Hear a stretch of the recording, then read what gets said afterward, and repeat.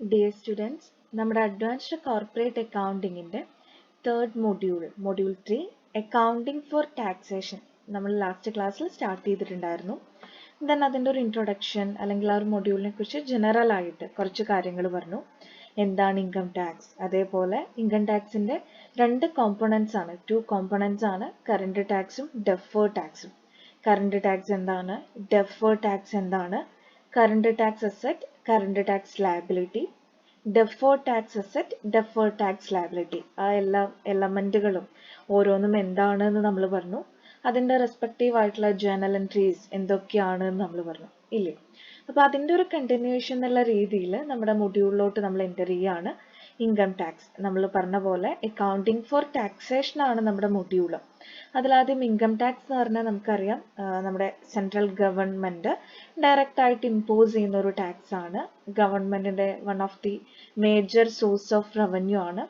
Individuals ആണെങ്കിലും business ആണെങ്കിലും ഒരു ഫിനാൻഷ്യൽ ഇയറിലും ഏൺ ചെയ്യുന്ന ഇൻകത്തിൻ്റെ മീതെ സെൻട്രൽ ഗവൺമെൻറ് ചാർജ് ചെയ്യുന്ന ആ ഒരു എമൗണ്ടിനെ അതിനെയാണ് നമ്മൾ ഇൻകം ടാക്സ് എന്ന് പറയുന്നത്. ദെൻ നമ്മൾ നേരത്തെ പറഞ്ഞ പോലെ ഇൻകം ടാക്സിൻ്റെ രണ്ട് കോമ്പണൻ്റ് ആണ്, കറണ്ട് ടാക്സും അതുപോലെ തന്നെ ഡെഫേർഡ് ടാക്സും. അതിൽ കറണ്ട് ടാക്സ് എന്ന് പറയുമ്പോൾ the amount of tax payable in respect of the taxable profit for A period.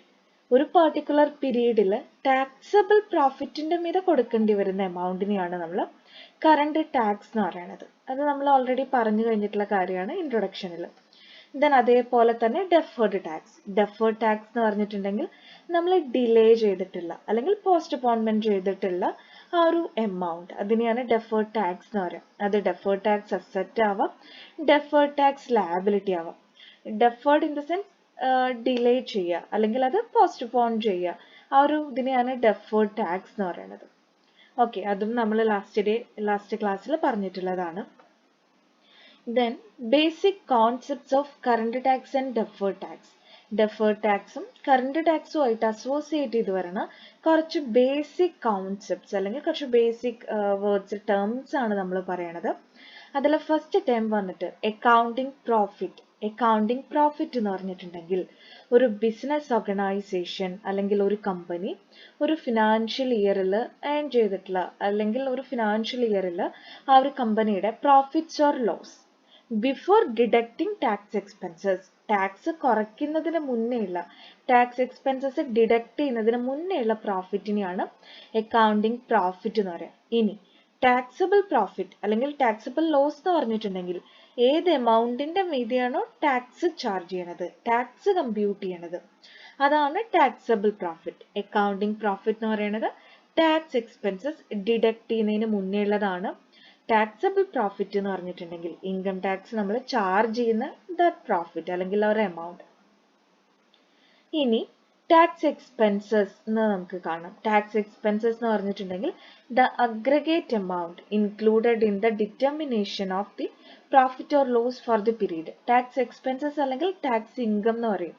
അതായത് ടാക്സ് കാണാൻ വേണ്ടിയിട്ട് പ്രോഫിറ്റും ലോസൊക്കെ നമ്മൾ ഡിറ്റർമൈൻ ചെയ്യില്ലേ, അപ്പോൾ അതിൽ ഇൻക്ലൂഡ് ചെയ്യുന്ന എല്ലാ എമൗണ്ടുകളെയും എല്ലാ ഐറ്റംസിനെയും ടാക്സ് എക്സ്പെൻസസ് എന്നുള്ളതിൽ നമുക്ക് പറയാൻ വേണ്ടി പറ്റും.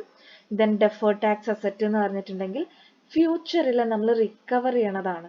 ദാറ്റ് മീൻസ് നമ്മൾ കൂടുതൽ എമൗണ്ട് പേ ചെയ്തിട്ടുണ്ട്, ഭാവിയിൽ നമുക്കത് എന്ത് ചെയ്യാം, റിക്കവർ ചെയ്യാം, തിരിച്ചെടുക്കാം. ദെൻ ഡെഫേർഡ് ടാക്സ് ലയബിലിറ്റി എന്ന് പറഞ്ഞിട്ടുണ്ടെങ്കിൽ the amount of income tax payable in the future. നമ്മളിപ്പോൾ എന്ത് ചെയ്തിട്ടുണ്ട്, അറ്റ് പ്രസന്റ് നമ്മൾ അത്രയും കൊടുത്തിട്ടില്ല, അണ്ടർ പേയ്മെന്റ് ആണ്, കൊടുക്കാനുള്ള അത്രയും കൊടുത്തിട്ടില്ല. സോ ഫ്യൂച്ചറിൽ നമുക്ക് എന്ത് ചെയ്യേണ്ടി വരുന്നു, അത് പേ ചെയ്യേണ്ടി വരുന്നു. ഡെഫേർഡ് ടാക്സ് അസറ്റ് എന്ന് പറഞ്ഞാൽ ഫ്യൂച്ചറിൽ നമ്മളത് റിക്കവർ ചെയ്യും, ബിക്കോസ് നമ്മൾ അറ്റ് പ്രസന്റ് കൂടുതൽ കൊടുത്തിട്ടുണ്ട്. അപ്പോൾ ഇത്രയും കാര്യങ്ങളൊക്കെ ഡെഫേർഡ് ടാക്സ് അല്ലെങ്കിൽ കറണ്ട് ടാക്സ് എന്ന് പറയുന്ന രണ്ട് കോമ്പണൻസുമായിട്ട് അസോസിയേറ്റ് ചെയ്ത് വരുന്ന കുറച്ച് ടേംസ് ആണ്. ഇനി നമുക്ക് കാണാം, ഒരു ക്വസ്റ്റ്യൻ കാണാം അല്ലേ. ഈ ഒരു ക്വസ്റ്റ്യൻ ഒരു കുഞ്ഞു പ്രോബ്ലം ആണ്, ഒരു ചെറിയൊരു പ്രോബ്ലം ആണ്, ഡീറ്റെയിൽ ആയിട്ട് ചിന്തിക്കാനോ അല്ലെങ്കിൽ ഒരുപാട് വർക്ക് ചെയ്യാനൊന്നുമില്ല. അപ്പോൾ ആദ്യം ക്വസ്റ്റ്യൻ എന്താണെന്ന് നോക്കാം. ക്വസ്റ്റ്യൻ പറഞ്ഞിട്ടുള്ളത് in 2020 A limited had taxable profit of rupees 2,20,000. 2020 A limited എന്ന് പറയുന്ന കമ്പനിക്ക് 2,20,000 രൂപയാണ് ടാക്സബിൾ പ്രോഫിറ്റ്. എന്താ ടാക്സബിൾ പ്രോഫിറ്റ് എന്ന് പറഞ്ഞാൽ ഈ 2,20,000 മീതെയാണ് 2020 അവർ ഇൻകം ടാക്സ് പേ ചെയ്യേണ്ടത്. അതാണ് taxable profit. And previous year എന്ന് പറയുന്നത് 2019 ആണ്. 2019 എന്ന് പറയുന്ന പ്രീവിയസ് ഇയറിൽ അവരുടെ ഇൻകം ടാക്സ് എന്ന് പറയുന്നത് 60,000 രൂപയാണ്.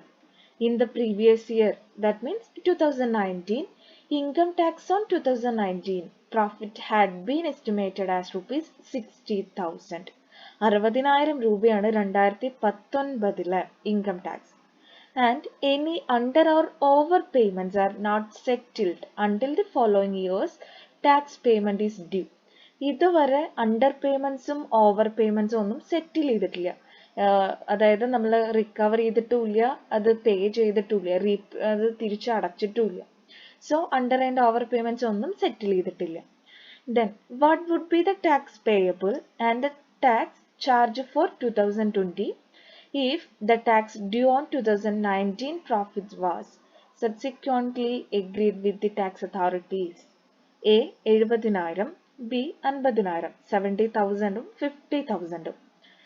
അതായത് രണ്ട് സിറ്റുവേഷൻസ് ആണ് പറഞ്ഞിട്ടുള്ളത്. 2019 ടാക്സ് അതോറിറ്റീസിന്റെ ഇത് പ്രകാരം 70,000 രൂപയാണ് പ്രോഫിറ്റ് എങ്കിൽ, അല്ലെങ്കിൽ 50,000 ആണ് നമ്മുടെ ടാക്സ് ലാബിലിറ്റി എങ്കിൽ, എങ്ങനെയാണ് നമ്മൾ ടാക്സ് ചാർജ് അല്ലെങ്കിൽ ടാക്സ് ലാബിലിറ്റി കമ്പ്യൂട്ട് ചെയ്യാം?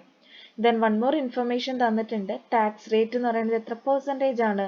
30%, 30%. അപ്പോൾ വൺ മോർ ക്വസ്റ്റ്യൻ ഒന്ന് ബ്രീഫ് ചെയ്യാണ്. 2020 2,20,000 രൂപ ടാക്സബിൾ പ്രോഫിറ്റ് ഉണ്ട്. 30% ആണ് ടാക്സ് റേറ്റ്. 2019 60,000 രൂപയാണ് പേ ചെയ്തിട്ടുള്ളത്. പ്രോഫിറ്റിന്റെ മീതെ ടാക്സ് പേ ചെയ്തിട്ടുള്ളത് 60,000 ആണ്. ഇനി ആ 2019 70,000 രൂപയായിരുന്നു ടാക്സ് എന്നുണ്ടെങ്കിലും 50,000 രൂപയായിരുന്നു ശരിക്കുന്നുണ്ടെങ്കിലും ഈ രണ്ട് സിറ്റുവേഷനിലും 60,000 ആണ് നമ്മൾ പേ ചെയ്തിട്ടുള്ളത്. ഇൻ കേസ് 70,000 ആയിരുന്നു അല്ലെങ്കിൽ ഇൻ കേസ് 50,000 ആയിരുന്നു എന്നുണ്ടെങ്കിൽ എങ്ങനെയാണ് ടാക്സ് ലാബിലിറ്റി അല്ലെങ്കിൽ ടാക്സ് ചാർജ് കമ്പ്യൂട്ട് ചെയ്യുക എന്നുള്ളതാണ് നമ്മുടെ മുന്നിലുള്ള ചോദ്യം. ഓക്കെ, അപ്പൊ ആദ്യത്തെ സിറ്റുവേഷൻ 2019 പ്രോഫിറ്റ് 70,000 ആയിരുന്നെങ്കിൽ if tax due on 2019 profit is rupees 70,000. 70,000 ആയിരുന്നു പ്രോഫിറ്റ് എങ്കിൽ അതാണ് ആദ്യത്തെ സിറ്റുവേഷൻ. അപ്പൊ അതാണ് നമ്മൾ കാണുന്നത്. അപ്പൊ ആദ്യം നമ്മൾ ഈ വർഷം ഇൻ ദ സെൻസ് നമ്മുടെ ഏറ്റവും പ്രോബ്ലത്തിൽ തന്നിട്ടുള്ള ഏറ്റവും ലാസ്റ്റ് ഡേറ്റ്, അതായത് 2020 ടാക്സ് എമൗണ്ട് എത്രയാണ്? അവിടുത്തെ ടാക്സബിൾ പ്രോഫിറ്റ് എന്ന് പറയുന്നത് 2,20,000 ആണ്. അപ്പൊ ആ 2,20,000 മീതെ ടാക്സ് റേറ്റ് 30%. അങ്ങനെയല്ലേ നമ്മൾ പൊതുവെ ടാക്സ് കാണുക. ഇപ്പൊ 10,000 ആണെങ്കിൽ 10,000 × 30%, 30%. 50,000 × 30%, 1,00,000 × 30%. എത്രയാണോ പ്രോഫിറ്റ് അതിന്റെ 30%. അതാണ് 2020 2,20,000 ആണ്, അതിന്റെ 30%. 66,000 രൂപ 66,000 നമ്മൾ എടുത്തിട്ടുണ്ട്. ഇനി 2019 70,000 രൂപയായിരുന്നു പ്രോഫിറ്റ്. ദാറ്റ് മീൻസ് ടാക്സ് 70,000 രൂപയായിരുന്നു 2019 പ്രോഫിറ്റിന്റെ മീതെ നമ്മൾ കൊടുക്കേണ്ടിയിരുന്ന ടാക്സ് എന്ന് പറയുന്നത് 70,000 രൂപയായിരുന്നു. പക്ഷെ നമ്മൾ എത്രയാണ് പേ ചെയ്തിട്ടുള്ളത്? നമ്മുടെ ക്വസ്റ്റ്യനിൽ കൃത്യമായി പറഞ്ഞിട്ടുണ്ട് 60,000. 60,000 നമ്മൾ കൊടുത്തിട്ടുള്ളൂ. 70,000 കൊടുക്കേണ്ടടുത്ത് 60,000 നമ്മൾ കൊടുത്തിട്ടുള്ളൂ. അപ്പോൾ ഓവർ പേയ്മെന്റ് ആണോ അണ്ടർ പേയ്മെന്റ് ആണോ? ഓഫ് കോഴ്സ് അണ്ടർ പേയ്മെന്റ് ആണ് അല്ലെ. 70,000 കൊടുക്കേണ്ടടുത്ത് 60,000 കൊടുത്തിട്ടുള്ളൂ. സോ അണ്ടർ പേയ്മെന്റ് നമ്മൾ 10,000 ഇനിയും കൊടുക്കാനാണ്. ആ അണ്ടർ പേയ്മെന്റ് നമ്മൾ എന്ത് ചെയ്തു? ആഡ് ചെയ്തു. ഈ വർഷത്തെ ടാക്സ് 66,000. കഴിഞ്ഞ വർഷത്തെ ടാക്സിൽ നമ്മൾ ഇനിയും കൊടുക്കാനുള്ളത്, അതായത് നമ്മുടെ ഒരു ലാബിലിറ്റി ആണ്, കൊടുക്കാനുള്ളതാണ്. ആ അണ്ടർ പേയ്മെന്റ് ആഡ് ചെയ്തു. അപ്പൊ 66,000 പ്ലസ് 10,000 ടോട്ടൽ 76,000 76,000 റുപ്പീസ് ആണ് ഈ വർഷം നമ്മൾ ടാക്സ് ലാബിലിറ്റി ആയി കൊടുക്കേണ്ടത്. ഐ തിങ്ക് ക്ലിയർ ആയിട്ടുണ്ടാവുന്ന. ഇനി രണ്ടാമത്തെ സിറ്റുവേഷൻ എന്താണ്? 2019 പ്രോഫിറ്റിന്റെ മീതെ നമ്മുടെ ടാക്സ് എന്ന് പറയുന്നത് 50,000 ആണ്. 50,000 രൂപയാണ് എന്നുണ്ടെങ്കിൽ അപ്പോൾ ഈ വർഷത്തെ പ്രോഫിറ്റ് നമ്മൾ ആദ്യം ചെയ്ത പോലെ തന്നെ ഈ വർഷത്തെ ടാക്സ് എന്ന് പറയുന്നത് പ്രോഫിറ്റിന്റെ 30%. 2,20,000 ഇൻറ്റു 30%. എത്രയാണ്? 66,000. ഇനി അതിൻ്റെ കൂടെ നമ്മൾ എന്ത് ചെയ്യണം? കഴിഞ്ഞ വർഷത്തെ ഓവറോൾ അണ്ടർ പേയ്മെന്റ് അഡ്ജസ്റ്റ് ചെയ്യണം, സെറ്റിൽ ചെയ്യണം. കഴിഞ്ഞ വർഷം 50,000 ടാക്സ് കൊടുക്കേണ്ടിയിരുന്നുള്ളൂ. പക്ഷേ നമ്മൾ എത്ര പേ ചെയ്തു? 60,000, 60,000 പേ ചെയ്തു. അപ്പോൾ അവിടുത്തെ ഒരു ഡിഫറൻസ് 10,000 എന്നുള്ളത് അണ്ടർ പേയ്മെന്റ് ആണോ ഓവർ പേയ്മെന്റ് ആണോ? ഓഫ് കോഴ്സ് ഓവർ പേയ്മെന്റ് ആണ്. 2019 50,000 കൊടുക്കേണ്ടയിടത്ത് 60,000 നമ്മൾ കൊടുത്തു. അപ്പോൾ ഓവർ പേയ്മെന്റാ. അപ്പൊ നമുക്ക് എന്ത് ചെയ്യാം? അത് ഇങ്ങോട്ട് തിരിച്ചു കിട്ടാനുള്ളതാണ്. അപ്പൊ നമ്മൾ അതിവിടെ അഡ്ജസ്റ്റ് ചെയ്യാണ്. ഈ വർഷം 66,000 ടാക്സ് കൊടുക്കണം. പക്ഷേ കഴിഞ്ഞ വർഷം 10,000 രൂപ നമ്മൾ കൂടുതൽ കൊടുത്തിട്ടുണ്ട്. അപ്പോൾ ലെസ് ഓവർ പേയ്മെന്റ്. ആ 10,000 രൂപ കുറച്ചു. അപ്പൊ ഈ വർഷം എത്രയും നമുക്ക് കൊടുക്കേണ്ടതുള്ളൂ? 56,000 രൂപയെ കൊടുക്കേണ്ടുള്ളൂ. അപ്പൊ നമ്മൾ നേരത്തെ പറഞ്ഞില്ലേ ആ ഒരു ഡെഫേർഡ് ടാക്സ് ലാബിലിറ്റി അല്ലെങ്കിൽ അസറ്റ് എന്നൊക്കെ പറഞ്ഞില്ലേ, അതായത് നമ്മൾ എന്ത് ചെയ്യാണ്?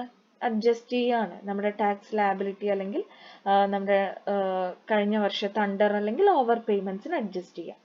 അപ്പൊ അതിന്റെ ഒരു ചെറിയ പ്രോബ്ലം ആണ് ഇവിടെ പറഞ്ഞത്. അപ്പോൾ നമ്മൾ തേർഡ് മൊഡ്യൂൾ സ്റ്റാർട്ട് ചെയ്തു. കറണ്ട് ടാക്സ് എന്താണ്, ഡെഫേർഡ് ടാക്സ് എന്താണ്, കറണ്ട് ടാക്സ് അസറ്റ് എന്താണ്, ലാബിലിറ്റി എന്താണ്, ഡെഫേർഡ് ടാക്സ് അസറ്റ് എന്താണ്, ലാബിലിറ്റി എന്താണ്, അതിന്റെ ജേണൽ എൻട്രീസ് എന്താണ്, അതുമായിട്ട് അസോസിയേറ്റ് ചെയ്ത് വരുന്ന ബേസിക് കോൺസെപ്റ്റ്സ് എന്താണെന്നെല്ലാം പറഞ്ഞു.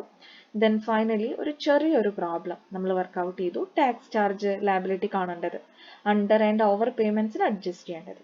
ഓക്കെ, അപ്പോൾ ക്ലിയർ ആയിട്ടുണ്ടാവും എന്ന് വിചാരിക്കുന്നു. എന്തെങ്കിലും ഡൗട്ട് ഉണ്ടെങ്കിൽ ചോദിക്കും. Thank you.